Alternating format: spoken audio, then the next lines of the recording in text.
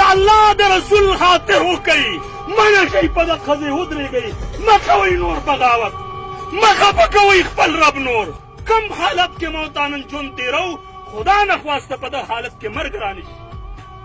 ډېرې سختې معاملې راته په سر پرتې دي ګران مرحلات دي دا ځای کې ډېر مشکلاتو سره سامنه ده ناشنا مخلوق سره واسطه ده عجیبه کائنات او مخلوقات دي لاندې پلار نشته بچې نشته خاندان نشته پارټي نشته مشر نشته کچر نشته یک تنها په دې تور لحد کې ژوند دا ډېر زیات مشکل دی ولې نه پوهېږي دا قوم ولې په مینت ځاله نه پوهېږي ای د الله د رسول خاطر وکئ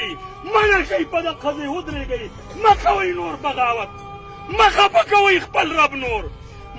مه پېمال کوئ د رسول الله طریقې نورې د الله د پیغمبر د یو ادنا وارث په حیثیت درته مینت کوو مه اړوئ زموږ خبرې په ګپ باندې مه کوئ داسې گفتگو چې په ورځ د قیامت یې جواب نشي کولی مه ژبه خوځوه په داسې انداز چې سبا یې در سره دلیل نه وي مه کوه داسې مجالسو کې ناسته چې سبا یې در سره جواز فتوه نه وي مه کښېنه د داسې خلکو په مجلس کې چې په ورځ د محشر د هغوی په مجلس باندې شرمېږي مه کوه مرسته د داسې خلکو په کومه ورځ باندې چې د رب کائنات په دربار کې په هغه صد کې ودرېدل نه غواړې دنیا ده په دې کې به حیثیت د مسلمان ژوند تېروي الله یو قانون را لېږلی الله یو دستور را لېږلی الله د مسلمان دپاره د راه نجات دپاره اصول او قواعد را لېږلي دي ولې نه زده کوئ څه چل شوی دی په قوم باندې د فیسبک انټرنېټ دپاره شپه ورځ شته 5 منټه د قرآن د تلاوت دپاره نشته شپه ورځ په ګندګو کې که زه کلمه تېره کړم او قسم وخورم زه به حانس نشم په دې مقبره کې که مشر دی او که کشر دی په ګناه پسې لکه د لیوني سپي ګرځي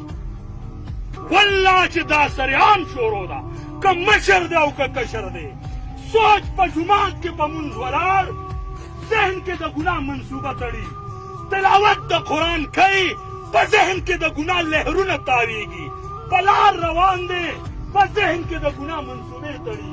قسم درته خورم په مونځ باندې ولاړ د الله په نافرمانو کې مبتلا دی